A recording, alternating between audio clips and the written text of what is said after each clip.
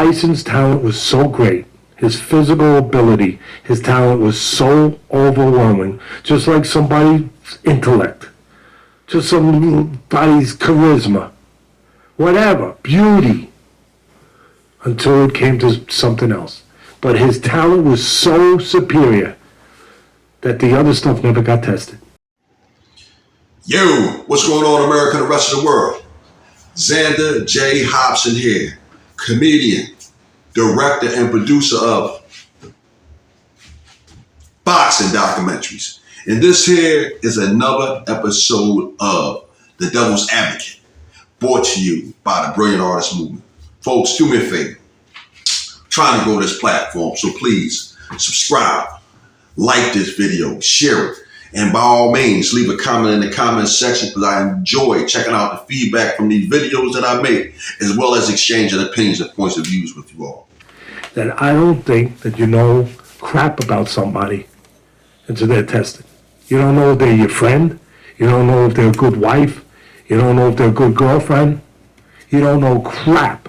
You think you do, but until they're really tested, you don't really know. And Tyson, when he got tested, when he had to overcome something, when he didn't run him over like one of those big monster trucks running over a Volkswagen, because he was a monster truck with Volkswagen. Yeah, he was. Yeah, he was. And was he one of the greatest punchers of all time? Yeah, yes. Could he punch from either side of the plate like Mickey Mantle, the greatest switch hitter? Was he that Yes. Was he as great an intimidator as Sonny Liston? Yes. Was he a great finisher like Joe Louis to a certain extent? Yes. But he wasn't a great fighter. So anyway, right? If you want to find somebody to say something bad about Mike Tyson, all you got to do is find Teddy Atlas. Now, a little bit of backdrop. Teddy Atlas, he has all the reasons in the world to despise Mike Tyson. Apparently, when Mike Tyson was a young kid, maybe about 15 years old, he said or done something inappropriate to a young lady who was a member of Teddy Atlas's family. And Teddy Atlas stepped to Mike Tyson and put a gun in his ear and said, man, if you ever do or say anything like that again, you are a dead man. Now, again, for that reason alone, Teddy Atlas has every reason to think that Mike Tyson is a despicable person. I got that. Okay, we're not going to give Mike a good character reference. But when it comes to being a boxer, Teddy Atlas, in my opinion, he's way off base. He was blowing guys out. And it never got tested if there was anything in the warehouse, so to speak. If there was anything inside. You never knew. And then 5 times, whatever the real record is, 5 times there was resistance. 5 times it became a real fight. 5 times there was something to overcome. And he failed all 5 times. He was only in 5 fights in his life. And he's 0-5. It don't work like that, Teddy. There are guys that you just can't beat. I don't think no fighter probably could have beat James Buster Douglas on the night that he took the heavyweight title from Mike Tyson.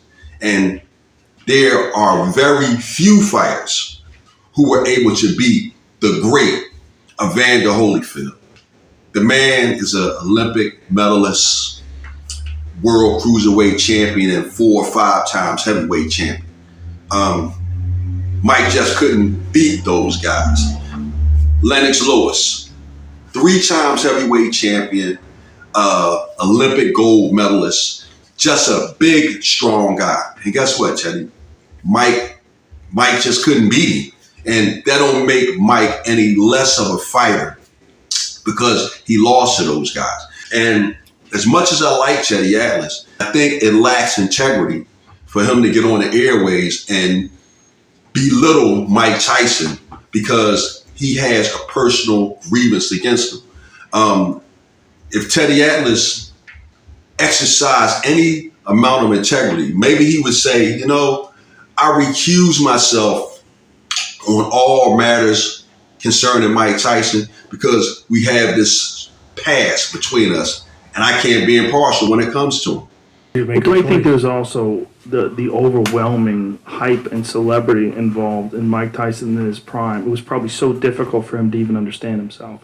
Yeah, but what he did understand, and I'm glad you said that, was there was a way out. Evander learned there was no way out. You know, There was a way out. You know what I mean, right? Yes, for sure. Somebody would come and pay. yeah. And he did a lot of things before he became champion. And somebody was always there with a check or cash or whatever, and would absolve him from it. Would not have to face what he did. Right. But there was a switch that Evander had to face, and that's what made him what it made him. And that's what allowed Tyson. Part of what allowed Tyson. You look. You make your own choices at a certain point in life. So let's not make too many excuses. But it is part of it.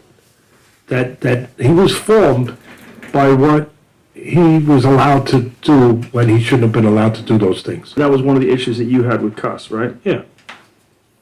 That you felt like Cuss was ignoring his own principles and teaching because this guy was so special. Yeah, and Cuz was getting older. And Cuss recognized he didn't have much time left, and this guy had a legitimate shot at being a world champion. And because everything in his unit, everything in the world of boxing, success and everything, he was great. He was special, Cuz. His whole life, he didn't get married for a reason. Because he was married to boxing, as he said, that it wouldn't have been fair. I mean, this was a different guy. So it sounds to me like Teddy Atlas's real grievance should be with Cus D'Amato.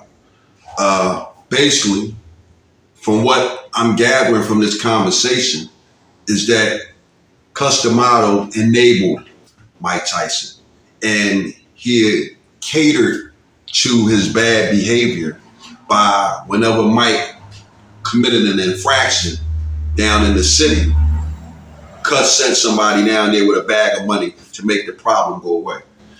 Now, again, I can understand how Teddy Atlas feels about what Mike Tyson did, but why isn't any of that venom directed at Cus D'Amato?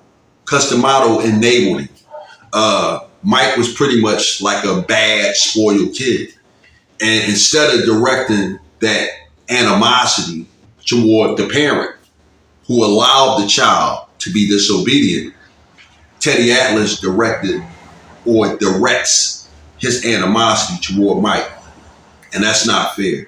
I've been watching this interview, and Teddy Atlas is yet to say anything bad about Cus D'Amato, but Cus D'Amato was at the core of Mike Tyson's bad behavior. This is a guy that his whole, you use that word legacy, but really, his whole existence was boxing, and for him it was heavyweight champs. He had Floyd Patterson, youngest heavyweight champ ever. That was Cus. It wasn't about lightweights. Listen, he had lightweights, he had welterweights. Jose Torres. Yeah, Jose Torres, light heavyweight champion. Exactly right. He had other guys too. But it was the heavyweight champion of the world because it was around what we talked about before when boxing was the biggest sport, bigger than baseball, and it was the heavyweight champ of the world was Babe Ruth. It was Rocky Marciano.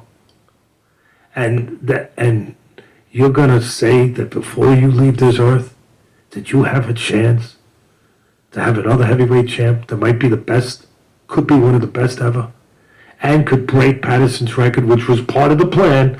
Part of the plan when Cus was alive, you're going to break Patterson's record. He broke it. He became the youngest heavyweight champion.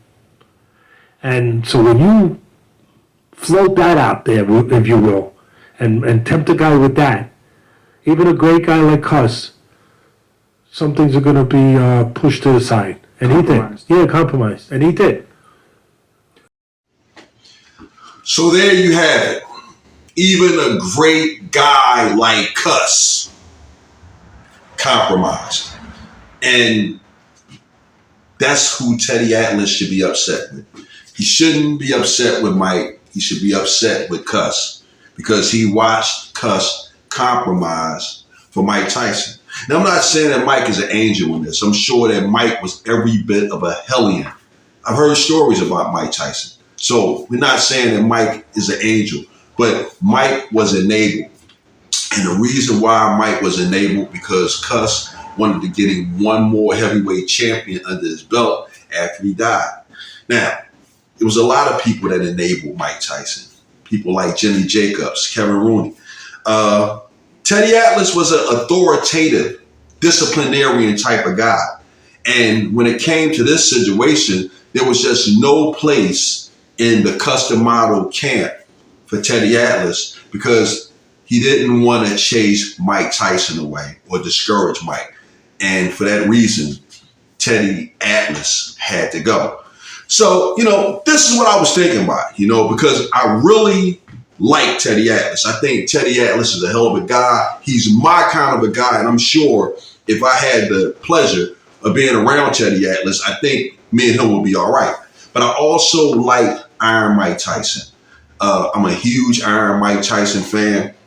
Always liked Mike Tyson. I first learned about Mike Tyson in 1983 when a bunch of my friends went to the Ohio State Fairs. And when they came back from Ohio, that's all they talked about was Mike Tyson. And I started following Mike Tyson in 1983.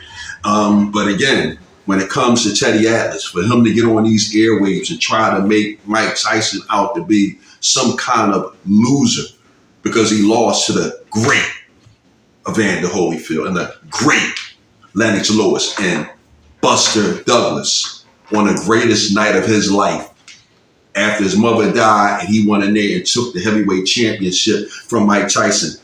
That makes Mike Tyson no less of a great fighter. Most of the great fighters have a loss. Muhammad Ali, Sugar Ray Robinson, Sugar Ray Leonard, Carlos Monzon, all the greats have losses. The only one who got out of the game without losses were Floyd Mayweather, Joe Kawasaki, and Rocky Marciano. So we're not going to have Teddy Atlas trying to minimize Mike Tyson's greatness because he has a grievance with Mike and he really should have a grievance with Cuss. So now that we put that on the table, ladies and gentlemen, I'm done with it.